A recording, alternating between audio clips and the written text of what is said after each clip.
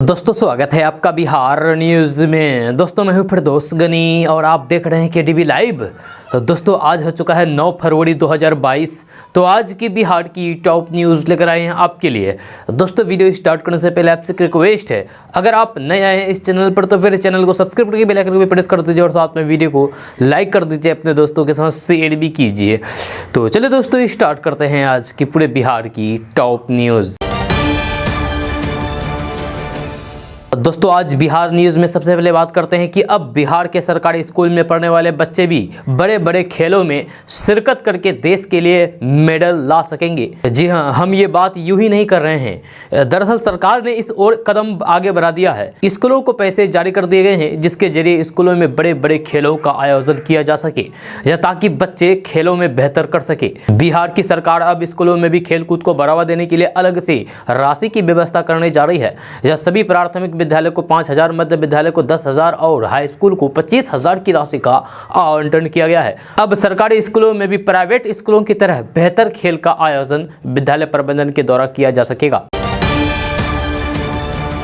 दोस्तों अब बात करते हैं कि बिहार में रहने वाले लोग अगर खुद का बिजनेस शुरू करना चाहते हैं तो फिर आपके लिए अच्छी खबर सामने आ रही है। ताज़ा रिपोर्ट्स के मुताबिक प्रधानमंत्री मुद्रा लोन योजना के तहत लोन लेकर के आप बिजनेस की शुरुआत कर सकते हैं। आप अपने बिजनेस को बढ़ावा देने के लिए भी लोन ले सकते हैं। खबर के अनुसार प्रधानमंत्री मुद्रा लोन योजना के अंतर्गत कुल 2 करोड़ 68 लाख लाभार्थियों को मंजूरी मिल चुकी है। अगर आप भी लोन को लेकर के बिजनेस करना चाहते हैं तो फिर आप ऑनलाइन के द्वारा आवेदन कर सकते हैं और 10 लाख तक का लोन ले सकते हैं। आपको बता दूं कि प्रधानमंत्री मुद्रा लोन योजना के अंतर्गत लाभार्थी को बिना किसी गारंटी के आसानी से लोन दिया जाता है। आप लोन लेकर के तेल का मिल, आटा का मिल, पापड़ बनाने की कंपनी, बिस्किट, ब्रेड आदि बनाने का काम शुरू कर सकते हैं। इस योजना के तहत आप ऑटो टैक्सी भी निकाल सकते हैं, साथ ही साथ और भी कई तरीके के काम कर सकते हैं। इस योजना के अंतर्गत लाभार्थी को 50,000 रुपए से 10 लाख रुपए तक का लोन आवंटित किया जाता है, जहां आप अपनी जरूरत के अनुसार लोन ले सकते हैं। दोस्तों अब बात करते हैं कि गांव की जमीन पर भी अब शहरी गरीबों के आवास बनेंगे। जहां नगर विकास एवं आवास विभाग शहरी क्षेत्र की सरकारी जमीन पर बसे गरीबों के लिए ऐसी तैयारी कर रहा है। इसके लिए नगर निकाय क्षेत्र के आसपास के गांव में सरकारी जमीन की तलाश चल रही है। नगर विकास विभाग ने जिलाधिकारियों को नगर निकायों के निकट के गाँव में कम से कम आधा एकड़ जमीन उपलब्ध कराने के लिए कहा है। 263 निकायों में से करीब 50 निकायों से ही इस तरीके की सरकारी जमीन चिन्हित कर ली गई है। जहाँ बिहार में अभी 19 नगर निगम, 89 नगर परिषद और 155 नगर पंचायत हैं। विभाग ने सभी निकायों के आयुक्तों और कार्यपालक पदाधिकारियों से भी इस तरह की जमीन की जानकारी नगर विकास विभाग को देने के लिए कहा है। दोस्तों बात करते हैं कि बिहार की राजधानी पटना से अच्छी खबर सामने आ रही है। ताज़ा रिपोर्ट्स के मुताबिक नीतीश सरकार 9वीं तक के छात्रों को पोशाक, छात्रवृत्ति, साइकिल के लिए पैसा देगी। वहीं छात्राओं के लिए अलग से नैपकिन के लिए राशि दी जाएगी। खबर के अनुसार वित्तीय वर्ष 2021-22 में कोरोना महामारी के कारण नियमित क्लास का संचालन नहीं हो सका है। ऐसे में शिक्षा विभाग ने 75% उपस्थिति के नियम को शिथिल करने का निर्णय लिया है। इसको लेकर के आदेश जारी कर दिया गया है। आपको बता दूं कि 9वीं तक के छात्र छात्राओं को पोशाक, छात्रवृत्ति, साइकिल का पैसा सीधे उनके बैंक अकाउंट में ट्रांसफर किया जाएगा। सभी योजनाओं की राशि एक साथ जोड़कर छात्रों के खाते में भेजी जाएगी। बहुत जल्द आपके खाते में पैसे आने शुरू हो जाएंगे। मिली जानकारी के अनुसार कक्षा 1 से 5वीं तक के छात्रों को पोशाक, छात्रवृत्ति और किताब के लिए राशि दी जाएगी। वहीं कक्षा 6 से 8 तक के छात्र छात्राओं को पोशाक, छात्रवृत्ति के लिए पैसा दिया जाएगा, जबकि कक्षा 9 के छात्रों को पोशाक, छात्रवृत्ति, साइकिल की राशि दी जाएगी। लड़कियों को अलग से नैपकिन के लिए पैसा दिया जाएगा। दोस्तों बात करते हैं कि बिहार की राजधानी पटना से बड़ी खबर सामने आ रही है। ताज़ा रिपोर्ट्स के मुताबिक सीएम नीतीश कुमार ने साफ कर दिया है कि शराबबंदी कानून में किसी तरह की कोई भी छूट, कोई भी बदलाव नहीं होगा, कोई भी छूट नहीं दिया जाएगा और इसे बिहार में सख्ती के साथ लागू किया जाएगा। आपको बता दूं कि बिहार में पिछले कुछ दिनों से ये चर्चा चल रही थी कि नीतीश सरकार शराबबंदी कानून में थोड़ी ढील दे सकती है, लेकिन सीएम नीतीश कुमार ने यह साफ कर दिया है कि बिहार में शराबबंदी कानून के साथ लागू रहेगा, इसमें कोई छूट नहीं मिलेगी। खबर के अनुसार सीएम नीतीश कुमार ने अधिकारियों अधिकारियों को दो टूक कहा है कि चाहे जो कुछ भी करना है करिए, लेकिन शराब को रोक लगाइए, ड्रोन कैमरा लगाइए, मोटर बोट दौड़ाइए, खोजी कुत्ता घुमाइए, जो भी करना है वो करिए, लेकिन शराब पर रोक लगाइए। मुख्यमंत्री नीतीश कुमार ने साफ कर दिया है कि शराबबंदी कानून को अमल में लाने के लिए कोई कोताही बर्दाश्त नहीं की जाएगी। पूरी प्लानिंग करके पुलिस और मद्य निषेध विभाग की टीम शराब के धंधेबाजों को पकड़ने और फिर शराब पीने वालों को सजा दिलाने के ट्रायल में तेजी लाएं। दोस्तों अब बात करते हैं कि बिहार की राजधानी पटना से बड़ी खबर सामने आ रही है। ताजा रिपोर्ट्स के मुताबिक बिहार के सीमांचल, मिथिलांचल, पटना, पूर्णिया, बक्सर समेत पूरे बिहार में 45,000 शिक्षकों की भर्ती होने वाली है। ये भर्ती प्रधान शिक्षकों और प्रधान अध्यापकों के पदों पर होगी। खबर के अनुसार बिहार लोक सेवा आयोग इन पदों पर भर्ती करेगा। इसको लेकर के आयोग ने तैयारी शुरू कर दी है। बहुत जल्द 45,000 से भी ज्यादा पदों पर भर्ती को लेकर नोटिफिकेशन जारी किया जाएगा। इसके बाद भर्ती की प्रक्रिया शुरू होगी। दोस्तों अब बात करते हैं कि भागलपुर जिला के नवगछिया के मददपुर के रहने वाले एक लड़के के साथ एक लड़की और उसके गिरोह द्वारा वीडियो कॉल पर अश्लील बात करके वीडियो बनाने और फिर पैसे की मांग करने का मामला सामने आया है। पीड़ित युवक ने मामले की लिखित शिकायत पुलिस पदाधिकारियों से की है। मददपुर निवासी पंकज कुमार का कहना है कि वह 6 फरवरी को रात्रि में वह गहरी नींद में सोया हुआ था। इसी बीच उसके फेसबुक मैसेंजर पर एक मैसेज आया जिसमें नेहा राज नाम की एक लड़की उससे अश्लील बातें करने लगी।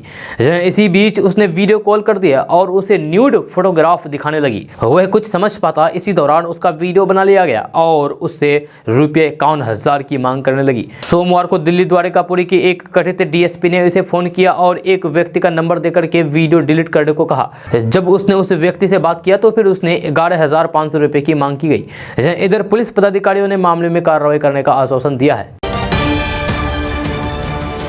दोस्तों अब बात करते हैं कि बिहार के श्रमिक और मजदूर जो विदेशों में काम करते हैं उनके लिए योजना बनाई जा रही है, जिसको लेकर बिहार सरकार के मंत्री जीवेश कुमार ने कहा है कि बिहार सरकार संसाधन विभाग के रोड मैप पर चर्चा किया है। समुद्र पार योजना की प्लानिंग कर रहे हैं। बिहार के मजदूर जब विदेशों में काम करते हैं कई बार गलत एजेंसी के माध्यम से उनका प्लेसमेंट हो जाता है।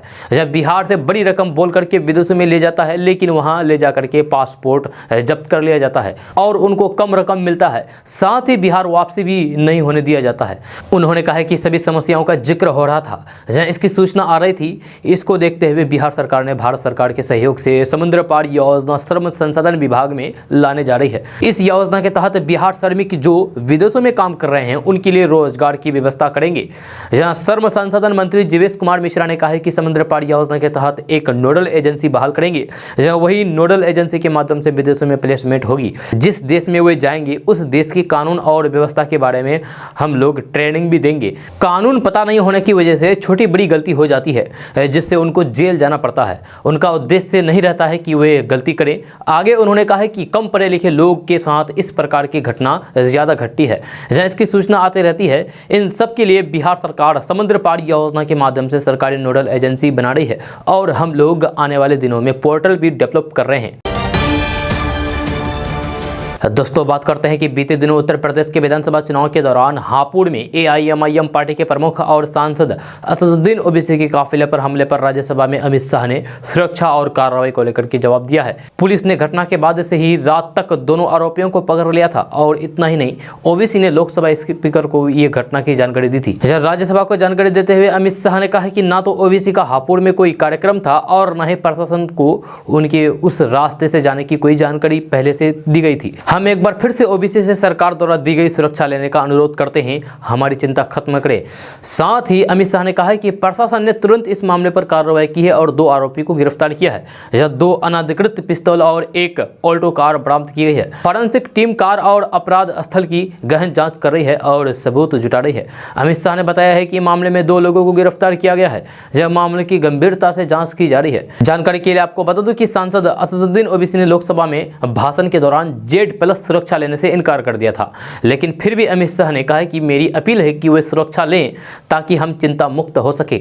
आपको बता दूं कि असदुद्दीन ओवैसी की कार पर हापुड़ टोल प्लाजा पार करते ही 3 फरवरी को हमला कर दिया गया था, जब वह यूपी के मेरठ के किठौर से वापसी दिल्ली जा रहे थे। जी हां, असदुद्दीन ओवैसी की कार पर फायरिंग की गई। इस मामले में पुलिस ने 2 को गिरफ्तार कर लिया है और कोर्ट ने दोनों आरोपियों को रिमांड पर भेज दिया है। इन दोनों आरोपियों ने कहा है कि वे ओवैसी के हिंदू विरोधी बयान से नाराज थे। दोस्तों बात करते हैं कि बिहार में कन्या भ्रूण हत्या रोकने के लिए अब अभियान चलाया जाएगा। जब बेटियों का जन्म से कुपोषण और शिक्षा से जोड़ने के लिए राज्य के 17 जिलों में विशेष अभियान चलेगा। इसके लिए इन जिलों के डीएम को राशि आवंटित कर दी गई है। महिला एवं बाल विकास निगम योजना की मॉनिटरिंग करेगा। निगम अस्पताल से लेकर गाँव स्तर तक लिंगानुपात सुधारने, कन्या भ्रूण हत्या, स्कूलों से ड्रॉप आउट रोकने, बाल विवाह खत्म करने और बेटियों के साथ सामाजिक भेदभाव खत्म करने के लिए अभियान चलाया जाएगा। बेटी बचाओ बेटी पढ़ाओ योजना के तहत पूर्वी चंपारण, मुजफ्फरपुर, जमुई, खगड़िया, लखीसराय, बेगूसराय, शेखपुरा, भोजपुर, पटना, रोहतास, नालंदा, मधुबनी, समस्तीपुर, नवादा, भागलपुर, बांका और छपरा में विशेष अभियान चलाया जाएगा। महिला एवं बाल विकास निगम की ओर से जल्द ही इन जिलों को कार्य योजना बनाकर दी जाएगी। यह मार्च से बेटियों को मां के गर्भ में बचाने का अभियान चलेगा। जिन अस्पतालों में कन्या भ्रूण हत्या की सूचना मिलेगी वहां पर कमेटी गठित करके कार्रवाई की जाएगी। बेटी बचाओ बेटी पढ़ाओ का अभियान चलेगा। जन्म से 5 साल तक बेटियों के पोषण से लेकर के सामाजिक अनदेखी पर जागरूकता अभियान चलाया जाएगा, क्योंकि बेटियां पारिवारिक अनदेखी की वजह से जन्म लेने के बाद मर जाती है, जबकि नवजात बच्ची की जिंदा की संभावना बेटों से अधिक होती है। अब भी हमारे समाज में बेटियों को पराया समझा जाता है और बेटों को घर का चिराग। इससे समाज में बेटियों के साथ भेदभाव होता है। इसका असर बेटियों की शिक्षा से लेकर के समाज में कम तरजीह दी जाती है। दोस्तों बात करते हैं कि सरकारी विद्यालय में पढ़ने वाले कक्षा 1 से 9 तक के छात्रों को अब सरकारी योजना का लाभ लेने के लिए ना तो विद्यालय में शिक्षकों के आगे जी हुजूरी करनी होगी और न ही कार्यालय का चक्कर लगाना पड़ेगा। अब छात्रों के लिए चलाई जा रही सभी योजनाओं की राशि सीधे उनके बैंक खाते में आ जाएगी। जब मेधा सॉफ्ट पर डाटा सत्यापन के बाद सीधे मुख्यालय से अब राशि छात्रों के खाते में भेजी जाएगी। योजनाओं का लाभ लेने के लिए वर्ग में 75% उपस्थिति का नियम भी बाधा नहीं बनेगा। वित्तीय वर्ष 2021-22 में कोरोना संकट के कारण नियमित वर्ग कक्षा का संचालन नहीं हो सका है। ऐसे में शिक्षा विभाग ने 75% उपस्थिति के नियम को भी स्थगित कर दिया है, जो आपको पहले भी बताया गया है इसी वीडियो में।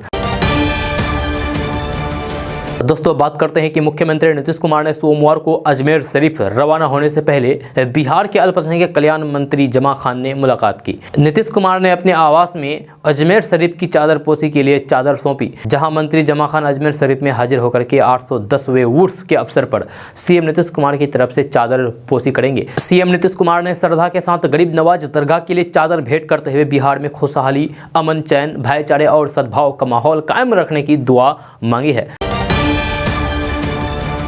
दोस्तों अब बात करते हैं कि बिहार को विशेष राज्य के दर्जे की मांग पर राष्ट्रीय जनतांत्रिक गठबंधन यानी कि एनडीए के अंदर चल रही खींचतान और तेज होती जा रही है। जब भाजपा के प्रदेश अध्यक्ष डॉक्टर संजय जायसवाल के बयान के बाद सहयोगी दल हिंदुस्तानी अवाम मोर्चा ने जमकर विरोध जताया है। हिंदुस्तानी अवाम मोर्चा ने कहा है कि जो भी नेता बिहार को विशेष दर्जे का विरोध कर रहा है उसे सबसे पहले बिहार छोड़ देना चाहिए। पार्टी के राष्ट्रीय प्रवक्ता दानिश रिजवान ने कहा है कि पूर्व मुख्यमंत्री जीतन राम मांझी का स्पष्ट मानना है कि बिहार को विशेष राज्य का दर्जा किसी भी कीमत पर मिलना चाहिए। यह सहयोगी दल के नेता विशेष दर्जे को लेकर के अनर्गल टिप्पणी कर रहे हैं। बिहार को विशेष दर्जे का विरोध वही नेता करेगा जिसमें बिहारी डीएनए नहीं है। ये प्रस्ताव सदन से भी पारित है। बिहार के हक से खिलवाड़ करने वाले नेता को जनता बर्दाश्त नहीं करेगी। दोस्तों बात करते हैं कि बिहार के किशनगंज के दिगल बैंक प्रखंड क्षेत्र में धनतोला पंचायत के नेपाल से लगते सीमावर्ती गांवों में जंगली हाथियों का उत्पात जारी है। यहां हाथियों ने कई गांवों में फसलें बर्बाद कर दी है, किसानों के कच्चे घरों को गिरा दिया है, तबाह कर दिया है, बर्बाद कर दिया है। यह हाथियों के इस हमले में कई परिवार बाल बाल बच गए हैं। सूचना पर वन विभाग की टीम मौके पर पहुंची। वन कर्मी हाथियों के गैंग को नेपाल की ओर खदेड़ने की कोशिश कर रहे हैं। आपको बता दूं कि इस इलाके में आए दिन हाथियों का झुंड खाने की तलाश में नेपाल से आ जाता है। किशनगंज के दिगल बैंक के सीमावर्ती क्षेत्रों में हाथी काफी उत्पात मचाते हैं और बाद में नेपाल चले जाते हैं, यानी कि बिहार में आते हैं, तबाह बर्बाद करके नेपाल चले जाते हैं। इस इलाके के किसानों की फसलों का नुकसान हो जाता है। फिलहाल वन विभाग की टीम इन्हें वापस नेपाल भेजने का प्रयास कर रही है। दोस्तों बात करते हैं कि बिहार के पटना, नालंदा, पूर्णिया, बक्सर सहित किसी भी जिले में आपकी जमीन पर अगर कोई व्यक्ति अवैध कब्जा कर लिया है तो उसे खाली करा सकते हैं। आपको बता दूं कि किसी भी प्रॉपर्टी से गैर कानूनी कब्जा खाली कराने के लिए कई तरह के नियम कानून बनाए गए हैं। आपको बता दूं कि अगर कोई व्यक्ति 12 साल से अधिक समय तक आपके जमीन पर कब्जा किए हैं तो आपको वकील की मदद से सिविल कोर्ट में केस करना होगा। इस दौरान आपको जमीन से संबंधित कागजात पेश करने होंगे जिससे ये साबित हो सके कि वो जमीन आपकी ही है। वहीं स्पेसिफिक रिलीफ वक्फ एक्ट की धारा 5 के मुताबिक अगर कोई जमीन आपके नाम है, यानी कि उस प्रॉपर्टी का टाइटल आपके पास है और किसी ने उस प्रॉपर्टी पर गैर कानूनी रूप से कब्जा कर लिया है, तो फिर उसे खाली कराने के लिए सिविल प्रक्रिया संहिता यानी कि सीपीसी के तहत मुकदमा दायर करना होगा। इसके बाद आपकी कब्जे वाली जमीन खाली हो जाएगी और आपको जमीन वापस मिल जाएगी। दोस्तों बात करते हैं कि भोजपुरी गायक नेहा सिंह राठौर का एक और चुनावी गीत आया है। ये गाना भी पहले के 2 गानों की तरह वायरल हो गया है। नेहा सिंह राठौर ने इस भोजपुरी गाने में एक बार फिर से सरकार पर निशाना साधा है। उन्होंने इस गाने में अखलाक की लिंचिंग पर भी बात की है, गायों की हालात पर भी बात की है। वहीं नेहा सिंह राठौर ने इस गाने में बेरोजगारी पर भी सवाल उठाए हैं। वहीं हाल ही में जो पेपर लीक हुआ था उस पर भी नेहा सिंह राठौर ने सवाल उठाए हैं। भर्ती ना निकालने पर भी तंज कसा है। नेहा सिंह राठौर के यूट्यूब चैनल पर यह गाना करीब 10 लाख लोग देख चुके हैं। जब वही ट्विटर पर भी नेहा सिंह राठौर ने यह गाना शेयर किया है। उनके इस गाने पर भी कई लोग कमेंट कर रहे हैं। एक यूजर ने लिखा है कि इस गाने को और कितने पार्ट आएंगे। दोस्तों बात करते हैं कि स्वर कोकिला लता मंगेशकर के अंतिम संस्कार के दौरान बॉलीवुड अभिनेता शाहरुख खान द्वारा कलमा पढ़े जाने को लेकर के सोशल मीडिया पर लगातार वाद विवाद हो रहा है। इस बीच बिहार के वैशाली जिले में शाहरुख खान के खिलाफ मामला दर्ज करा गया है। जी हां, आर्यन सिंह नामक शख्स ने हाजीपुर व्यवहार न्यायालय में फिल्म अभिनेता शाहरुख खान के खिलाफ परिवारवाद दायर करवाया है। आईपीसी की धारा 295, 295A, 500 और 504A के तहत परिवारवाद पत्र दायर हुआ है। जहां अपनी याचिका में आर्यन सिंह ने शिकायत की है कि शाहरुख खान ने दिवंगत लता मंगेशकर के श्रद्धांजलि कार्यक्रम में पार्थिव शरीर पर कलमा पढ़ा और थूका। इससे हिंदू धर्म के लोगों को दुख पहुंचा है, हमारी भावनाओं को ठेस पहुंची है। उन्होंने कहा है कि मुझे न्यायालय पर पूरा भरोसा है कि न्याय मिलेगा। दोस्तों बात करते हैं कि बिहार के बच्चों को मिड डे मील का पैसा मिलेगा। जी हां, ताजा रिपोर्ट के मुताबिक बिहार के सीमांचल, मिथिलांचल, पटना समेत बिहार के सभी जिलों में यानी कि पूरे बिहार में बच्चों को मिड डे मील का पैसा सीधे उनके बैंक खाते में भेजा जाएगा। दरअसल नीतीश सरकार जनवरी और फरवरी तक उनके मध्याह्न भोजन के अनाज और खाना पकाने के परिवर्तन मूल्य देने का ऐलान किया है। खबर के अनुसार बिहार के सभी स्कूलों में अनाज का वितरण किया जाएगा, जबकि परिवर्तन मूल्य की राशि छात्र छात्राओं के खाते में डीबीटी के माध्यम से सीधे भेजी जाएगी।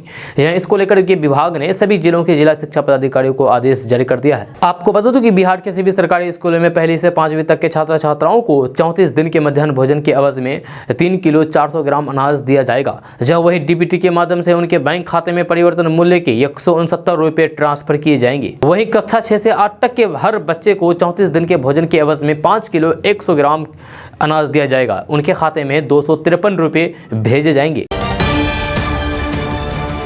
दोस्तों बात करते हैं कि अररिया जिले के नगर थाना क्षेत्र के बस स्टैंड के पास आईडीबीआई बैंक के नीचे में स्थित गरहना ज्वेलर्स में चोरी की बड़ी वारदात को अंजाम दिया गया है।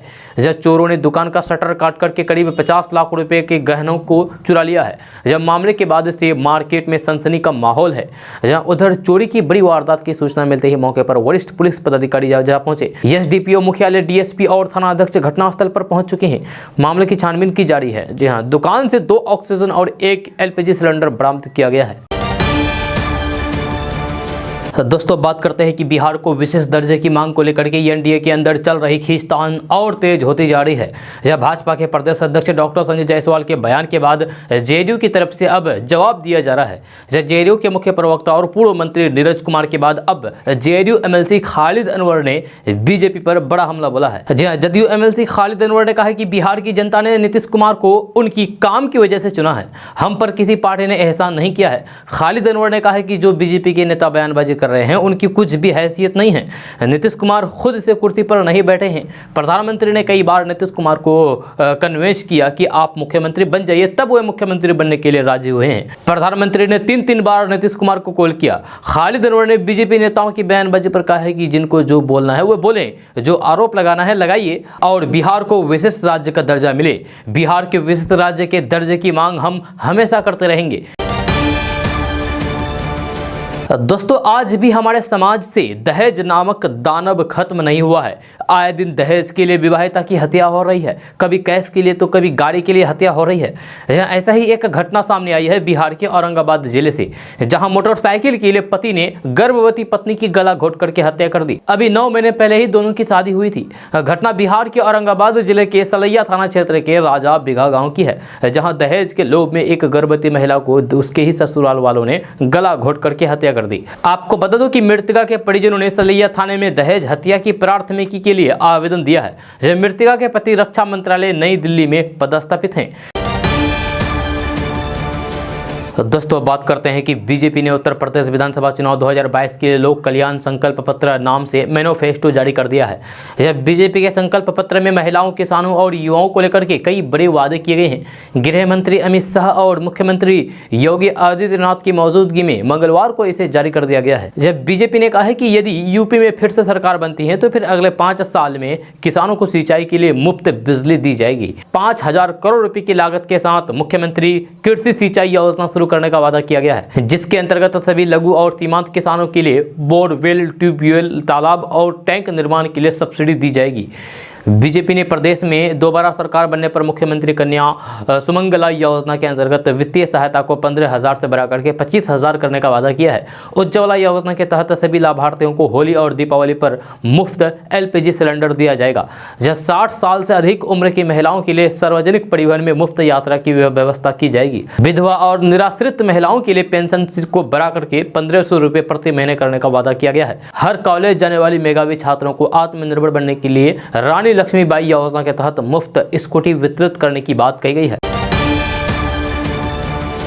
दोस्तों बात करते हैं कि कॉलेज कैंपस में हिजाब और भगवा शॉल पहनने के मामले पर कर्नाटक हाई कोर्ट में सुनवाई चल रही है। इस मामले पर सुनवाई करते हुए हाई कोर्ट ने कहा है कि हम तर्क और कानून के साथ जाएंगे, ना कि भावनाओं और जुनून के साथ। जो संविधान कहता है हम उसे मानेंगे। हमारे लिए संविधान ही भगवत गीता है और हम उसी का पालन करेंगे।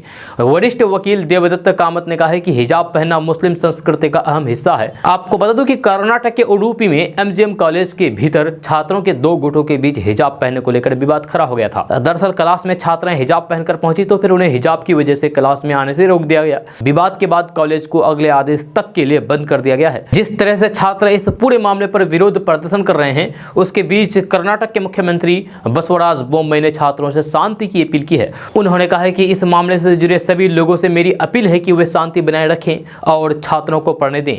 मामला हाई कोर्ट में है, उसका इंतजार करिए। वही कोर्ट की सुनवाई से पहले कॉलेज के बाहर छात्रों का एक गुट हिजाब में और दूसरा गुट भगवा गमछा पहनकर विरोध प्रदर्शन कर रहे हैं। छात्र जय श्री राम के नारे लगा रहे हैं। दोस्तों बात करते हैं कि पटना, मुजफ्फरपुर, पूर्णिया समेत सभी जिलों के लोग अब ऑनलाइन के द्वारा जाति आय निवास प्रमाण पत्र बनवा सकते हैं। ताजा रिपोर्ट्स के मुताबिक नीतीश सरकार ने जाति आय निवास प्रमाण पत्र बनाने की प्रक्रिया को बहुत ही आसान कर दिया है। लोगों को अब इन प्रमाण पत्र बनाने के लिए किसी भी ऑफिस के चक्कर नहीं लगाने होंगे। अब आप अपने मोबाइल से ही इसे बनवा सकते हैं। जी हाँ, साथ ही आपको ये भी बता दूं कि ये प्रक्रिया आज नहीं बल्कि बहुत पहले ही लागू कर दी जा चुकी है।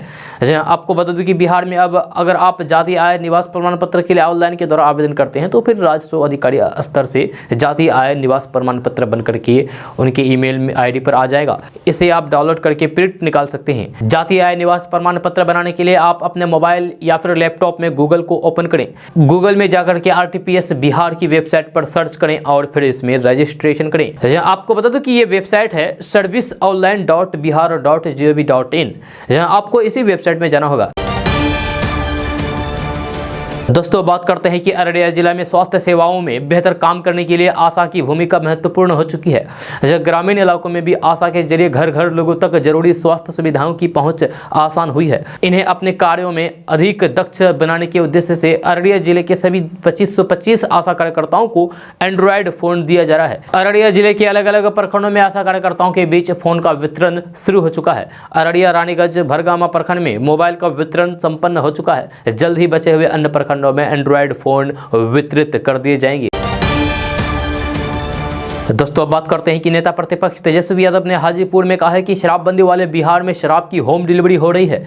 बिहार में 15 वर्षों के शासनकाल में भाजपा जदयू सरकार ने बिहार का सत्यानाश कर दिया है। एनडीए सरकार युवाओं के भविष्य के साथ खिलवाड़ कर रही है। कभी करोड़, कभी 19 लाख तो कभी बजट में 60 लाख नौकरी के वादे करके युवाओं को गुमराह कर रहे हैं। मीडिया से बातचीत में तेजस्वी यादव ने कहा है कि नीतीश कुमार विशेष राज्य का दर्जा या फिर विशेष पैकेज किससे मांग रहे हैं। केंद्रीय मंत्रिमंडल में उनके RCP सिंह टैक्स वाले मंत्री हैं। नीतीश सिर्फ जनता के बीच भ्रम फैलाने की स्थिति पैदा कर रहे हैं। 15 वर्षों की एनडीए के शासनकाल के बाद की नीति आयोग का रिपोर्ट अगर फिसदी है तो इसके जिम्मेदार नीतीश कुमार और बीजेपी ही है। तेजस्वी यादव ने कहा है कि बिहार के पूर्व मुख्यमंत्री राबड़ी देवी गांधी मैदान से आंचल फैला करके विशेष राज्य का दर्जा मांग रही थी। उस दौरान केंद्रीय मंत्रिमंडल में शामिल नीतीश कुमार ने विशेष राज्य का दर्जा देने से मना कर दिया था। नीतीश कुमार को जनता को ये जवाब देना चाहिए कि आखिर वे अमेरिका के राष्ट्रपति से तो विशेष राज्य का दर्जा नहीं मांग रहे हैं। दोस्तों बात करते हैं कि कोरोना की तीसरी लहर के बीच अर्थव्यवस्था में तेजी लाने और फिर गरीबों की मदद के लिए केंद्र सरकार एक और राहत पैकेज ला सकती है। इसको लेकर विचार विमर्श शुरू हो गया है। 2 सरकारी अधिकारियों ने ये जानकारी दी है। जहां अधिकारियों के अनुसार नए राहत पैकेज में उन कल्याणकारी और सामाजिक सुरक्षा वाली योजनाओं को बढ़ावा दिया जा सकता है जो आने वाले महीनों में समाप्त होने जा रही है। अधिकारियों के मुताबिक यदि कोरोना की ताज़ा लहर खतरनाक होती है और अर्थव्यवस्था के साथ आजीविका पर भी प्रभाव डालती है तो अधिक मजबूती प्रोत्साहन पैकेज पर विचार किया जा सकता है। इस प्रोत्साहन पैकेज पर ऐसे समय में विचार किया जा रहा है जब हाल ही में आम बजट पेश किया गया है। दोस्तों बात करते हैं कि लोकसभा में राष्ट्रपति के अभिभाषण को लेकर धन्यवाद प्रस्ताव पर हुई चर्चा का जवाब देने से पहले प्रधानमंत्री नरेंद्र मोदी ने स्वर कोकिला लता मंगेशकर को याद किया और उन्हें श्रद्धांजलि दी, जिसके बाद पीएम मोदी ने कोरोना काल की चर्चा की। कोरोना काल की चर्चा करते हुए प्रधानमंत्री नरेंद्र मोदी ने कहा कि कांग्रेस ने इस दौरान अफरा तफरी का माहौल बना दिया और मजदूरों को परेशानी में डाल दिया। महाराष्ट्र और दिल्ली की सरकार ने लोगों को घर भेजना शुरू कर दिया, जिसका परिणाम यह हुआ कि यूपी, उत्तराखंड और बिहार में जहां कोरोना का संक्रमण कम था वहां भी कोरोना की रफ्तार ने गति पकड़ ली। पीएम मोदी ने यह भी आरोप लगाया है कि इतने बड़े संकट में भी पवित्र काम करने से विपक्ष के लोग चूक गए। उन्हें इंतजार था कि कोरोना महामारी मोदी की छवि को धूमिल कर देगा। पीएम नरेंद्र मोदी ने कहा है कि देश में जब लॉकडाउन का पालन किया जा रहा था और सारे एक्सपर्ट कह रहे थे कि जो जहां है वहीं रहें, तब कांग्रेस के लोगों ने मुंबई के रेलवे स्टेशनों पर मजदूरों को फ्री में टिकट दे दी और लोगों से कहा कि तुम यूपी और बिहार के हो, जाओ वहां जाकर के कोरोना फैलाओ। कांग्रेस ने ऐसा करके बड़ा पाप किया है। वहीं दिल्ली में ऐसी सरकार है जिसने माइक बांध करके ऐलान करवाया कि सभी मजदूर घर जाए। यूपी, उत्तराखंड, पंजाब में लोग कांग्रेस के पाप के कारण कोरोना की चपेट में आए, लेकिन ये अपनी गलती मानने वाले नहीं हैं। ये लोग दूसरे को नीचे दिखाने की कोशिश में लगे रहते हैं और महात्मा गांधी का नाम लेते हैं। महात्मा गांधी के स्वदेशी के सपने को साकार होता नहीं देखना चाहते हैं। हम जब वोकल फॉर लोकल कहते हैं तब उसे नजरअंदाज कर दिया जाता है। दोस्तों बात करते हैं कि अब एलोपैथ की तरह होम्योपैथ, यूनानी और आयुर्वेद में भी जीवन रक्षक दवा उपलब्ध होगी। जहां आयुष अस्पताल और दवाखानों में ये दवा मौजूद रहेगी। स्वास्थ्य विभाग की ओर से राज्य के अस्पतालों के लिए जीवन रक्षक दवाओं की सूची पहले ही तैयार कर ली गई थी। जहां अभी तक आयुष क्षेत्र में जीवन रक्षक दवाओं की कोई भी सूची तैयार नहीं की गई थी। जहां इससे दवाओं की खरीद और आपूर्ति को लेकर के समस्या अभी तक बनी हुई है। इधर केंद्रीय आयुष मंत्रालय ने राज्यों में जीवन रक्षक दवाओं की व्यापक सूची तैयार की है। इस सूची के आधार पर राज्य सरकार को दवाओं की खरीद करनी आसान हो गई है। इसमें आयुर्वेद, होम्योपैथी और यूनानी मेडिसिन शामिल है। स्वास्थ्य विभाग द्वारा बिहार में 3200 से अधिक आयुष चिकित्सकों की नियुक्ति जल्द की जानी है। अब इन चिकित्सकों की नियुक्ति के पहले आयुष मंत्रालय ने दवाओं की सूची जारी कर दी है। जहां मरीजों को आयुर्वेद, होम्योपैथी और यूनानी पद्धति से इलाज करवाने मरीजों के लिए दवाओं की खरीद राज्य आयुष समिति कर सकेगी। केंद्रीय आयुष मंत्री सोनोवाल ने भी शनिवार को राज्य आयुष समितियों के कार्यों की जानकारी ली थी। दोस्तों बात करते हैं कि दारुल उलूम देवबंद की वेबसाइट पर 10 दिन का बैन लगा दिया गया है। जहां सहारनपुर के डीएम ने वेबसाइट को बंद रखने का आदेश दिया है। बच्चों को लेकर जारी किए गए कथित गैर कानूनी फतवों पर डीएम ने यह कार्रवाई की है। आरोप है कि दारुल उलूम देवबंद की वेबसाइट पर बच्चों को लेकर के कई तरह के फतवे जारी किए गए थे। जहां इसकी राष्ट्रीय बाल संरक्षण आयोग को शिकायत की गई थी।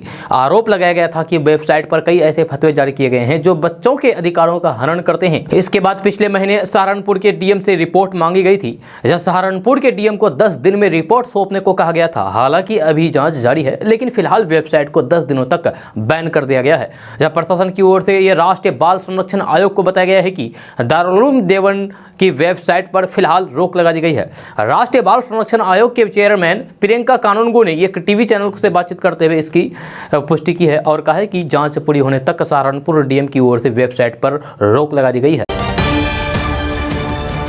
दोस्तों अब बात करते हैं कि बिहार में जेडीयू और बीजेपी के बीच बढ़ती जा रही तल्खी के बीच भाजपा के एक सांसद ने नीतीश कुमार पर सबसे बड़ा हमला बोला है। बीजेपी के सांसद ने कहा है कि नीतीश कुमार कुर्सी के लिए दाऊद इब्राहिम से भी हाथ मिला सकते हैं। भाजपा सांसद छेदी पासवान ने कहा है कि नीतीश कुमार को मुख्यमंत्री बनाकर पार्टी नेतृत्व से गलती हो गई है। आज बिहार में बीजेपी के सारे कार्यकर्ता नेता उपेक्षित महसूस कर रहे हैं। बीजेपी के सांसद छेदी पासवान ने कहा है कि नीतीश कुमार को मुख्यमंत्री बनाकर पार्टी से भूल हो गई है, पार्टी पछता रही है, पार्टी के बड़े नेताओं की आंखें खोलनी चाहिए। नीतीश कुमार बीजेपी को ब्लैकमेल और बार्गेन करने के लिए विवादित मुद्दे उठा रहे हैं। जब जातिगत जनगणना पर केंद्र सरकार ने साफ कर दिया है कि यह संभव नहीं है, तो फिर नीतीश कुमार और उनकी पार्टी कैसे ये मांग कर रही है? बीजेपी ने उन्हें मुख्यमंत्री बनाया और अब बीजेपी को ही बार्गेन करने के लिए जातिगत जनगणना का मुद्दा उठाया जा रहा है। सांसद छेदी पासवान ने कहा है कि विशेष राज्य के दर्जे पर भी बीजेपी को बार्गेन करने की कोशिश की जा रही है। नीतीश कुमार प्रेशर बनाने के लिए ये मुद्दा उठा रहे हैं। जब प्रधानमंत्री नरेंद्र मोदी ने विशेष पैकेज दे दिया है, तो फिर क्यों विशेष राज्य की बात उठ रही है? गठबंधन की पार्टी कैसे ये मामला उठा रही है? ये सिर्फ बार्गेन करने की कोशिश कर रही है, बीजेपी को नीचे गिराने की कोशिश कर रही है। दोस्तों अब बात करते हैं कि मौसम और तापमान का उतार चढ़ाव लीची और आम की आगामी फसलों के लिए अनुकूल नहीं है। कई प्रकार के रोगों के साथ कीटों के प्रभाव की आशंका बढ़ गई है, जहां इससे उत्तर बिहार में आम और लीची की बागवानी करने वाले छोटे बड़े करीब 5000 किसानों की चिंता बढ़ गई है। जब बिहार के समस्तीपुर के पूसा में स्थित डॉक्टर राजेंद्र प्रसाद केंद्रीय कृषि विश्वविद्यालय के फल और मृदा वैज्ञानिकों ने इस मौसम में विशेष सावधानी बरतने को कहा है। उनका कहना है कि आम और लीची में मंजर आ रहे हैं, ये अभी पहला चरण है। मौसम वैज्ञानिक अब्दुल सत्तार का कहना है कि आम और लीची में 15 फरवरी तक फूल दिखाई देने लगेंगे। मंजर की अवधि में न्यूनतम तापमान 15 और अधिकतम तापमान 28 डिग्री सेल्सियस तक अनुकूल माना जाता है। अभी अधिकतम तापमान 18 और न्यूनतम 12.5 डिग्री सेल्सियस है। तापांतर से मंजर के सूखने, झरने और मछुआ कीट से ग्रसित होने का खतरा बढ़ गया है। जब अभी हवा और मिट्टी में नमी है, ऐसे में बागों में मधुआ, दीमक और दहिया कीट का प्रकोप हो सकता है। बागवान अगर सचेत नहीं हुए तो फिर 30 से 35% तक उत्पादकता प्रभावित हो सकती है। दोस्तों अब बात करते हैं कि एआईएमआईएम प्रमुख असदुद्दीन ओवैसी Z+ सुरक्षा लेने का गृह मंत्री अमित शाह का आग्रह भी ठुकरा दिया है। जो ओवैसी पर यूपी में हुए हमले को लेकर के गृह मंत्री अमित शाह ने सोमवार को संसद में बयान दिया। अमित शाह के आग्रह के बाद भी ओवैसी ने सुरक्षा लेने से इनकार करते हुए इसे CAA के दौरान हुए आंदोलन से जोड़ दिए हैं। सिक्योरिटी उन्हें दीजिए जिन्हें गोश्त के नाम पर मार दिया जाता है। मैं एक कैटेगरी का आदमी हूँ। अगर कोई ये सोच रहा है कि गोली चलाने से असदुद्दीन ओवैसी की हिम्मत टूट जाएगी तो वो ओवैसी को नहीं जानता। यूपी के सहारनपुर में चुनावी रैली के दौरान ओवैसी ने कहा है कि ओवैसी की जान की कीमत पहलू खान से बढ़कर नहीं है, रघुवर से बढ़कर नहीं है, अखलाक से बढ़कर नहीं है। अगर आप सेफ रहेंगे तो फिर ओवैसी सेफ रहेगा। आप मुझे सिक्योरिटी मत दो, फायदा नहीं है। उन लोगों को सुरक्षा दीजिए जिन्हें गोश्त के नाम पर मार दिया जाता है। असदुद्दीन ओवैसी ने आगे कहा है कि आज संसद में गृह मंत्री ने कहा है कि मुझे जेट सिक्योरिटी लेनी चाहिए, लेकिन मेरी जान की कीमत उन 22 लोगों से बढ़कर नहीं है जो CAA प्रोटेस्ट के दौरान चली गई थी। मुझे अपने आसपास हथियार लेकर के खड़े लोग पसंद नहीं है। मैं आज़ाद हूं और आज़ाद रहना चाहता हूं। दोस्तों अब बात करते हैं कि बिहार के पूर्व मुख्यमंत्री जीतन राम मांझी ने एक बार फिर से सीएम नीतीश कुमार के शराबबंदी को ठेंगा दिखाते हुए शराब को खराब नहीं कहा है। उन्होंने कहा है कि शराब दवा की तरह लीजिए। बिहार के गया जिले में तथाकथित नक्सलियों द्वारा की जा रही भारी मात्रा में अफीम की खेती पर प्रतिक्रिया व्यक्त करते हुए जीतन राम मांझी ने कहा है कि इसकी जानकारी हमें नहीं है, इस विषय पर हम अधिकारियों से बात करेंगे। जी हां, ये बातें बिहार के पूर्व मुख्यमंत्री और हिंदुस्तानी अवाम मोर्चा के पार्टी के सुप्रीमो जीतन राम मांझी ने अपने विधानसभा क्षेत्र इमामगंज के भंगिया मध्य विद्यालय में गरीबों के बीच कंबल वितरण समारोह के दौरान कही है।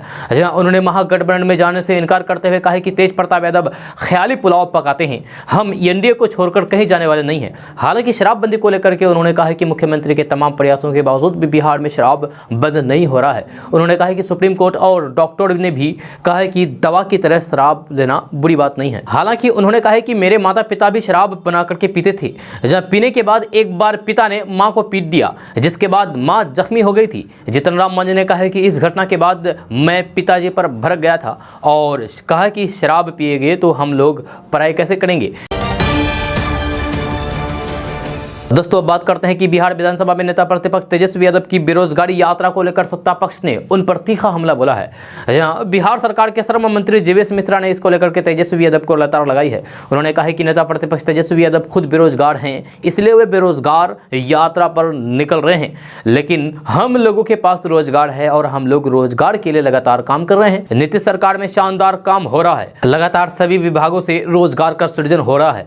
उस स्थिति में बेरोजगारी की बातें करनी बेईमानी है। जीवेश मिश्रा ने कहा है कि हम लोग लगातार रोजगार की बातें कर रहे हैं, विभाग में रोजगार की लगातार रिक्तियां निकाली जा रही है। हम तेजस्वी यादव को बताना चाहते हैं कि बिहार में अगले 4 साल तक 19 लाख रोजगार आएंगे। तेजस्वी यादव को चिंता करने की जरूरत नहीं है, बिहार में रोजगार की कमी नहीं होगी। मुख्यमंत्री नीतीश कुमार के नेतृत्व में हमारी सरकार शानदार काम कर रही है, हम लोग हर हालात में सबको रोजगार मुहैया कराएंगे। श्रम मंत्री ने कहा है कि देश में लोकतंत्र है, इसीलिए सबको सब काम करने की आज़ादी है, इसीलिए तेजस्वी यादव बेरोजगार यात्रा निकालने के लिए स्वतंत्र है, आज़ाद है, वो निकाल सकते हैं। दोस्तों बात करते हैं कि देश के कई राज्यों में किसान यूरिया खाद की उपलब्धता को लेकर के परेशान है। रबी फसल आने को है, लेकिन बिहार, उत्तर प्रदेश, एमपी यानी कि मध्य प्रदेश, पंजाब और हरियाणा समेत कई राज्यों में जबरदस्त खाद्य संकट खड़ा हो गया है, जहां किसान खाद्य वितरण केंद्रों पर हंगामा कर रहे हैं। इसके बावजूद भी इनकी समस्याओं का निवारण नहीं हो पा रहा है। दूसरी तरफ भारत सरकार के उर्वरक मंत्रालय का दावा है कि यूरिया को लेकर के कोई संकट नहीं है। मोदी सरकार ने 10 दिसंबर 2021 को ही संसद में यूरिया की कमी को लेकर के 7 सांसदों के सवालों का जवाब दिया था, जहां उर्वरक मंत्री मनसुख मंडाविया ने कहा था कि देश में यूरिया की कोई भी कमी नहीं है। इस दौरान मंडाविया ने रबी फसल के लिए यूरिया की आवश्यकता, उपलब्धता और बिक्री की राज्यवार जानकारी दी थी। जहां अब खाद की उपलब्धता को लेकर के कई तरह की खबरें आ रही है, जहां कई राज्यों में तो यूरिया की कालाबाजारी की खबर है, जिससे माना जा रहा है कि यह संकट पैदा हुआ है। जहां राज्यों ने खाद की कालाबाजारी कर रहे कारोबारियों का लाइसेंस रद्द करना भी शुरू कर दिया है। बिहार में पिछले 2 दिन में ही कालाबाजारी करते पकड़े गए 265 से ज्यादा कारोबारियों के लाइसेंस रद्द कर दिए गए हैं। दोस्तों आज का न्यूज़ बस यहाँ कैसा लगा जरूर अपना सुझाव दीजिएगा नीचे कमेंट बॉक्स में कमेंट करके। अगर आप नए आए हैं इस चैनल पर तो फिर चैनल को सब्सक्राइब करके बेल आइकन को भी प्रेस कर दीजिए और साथ में वीडियो को लाइक कर दीजिए, अपने दोस्तों के साथ शेयर भी कीजिए। तो चलिए दोस्तों फिर मिलते हैं नेक्स्ट वीडियो में, तब तक के लिए जय हिंद, जय बिहार।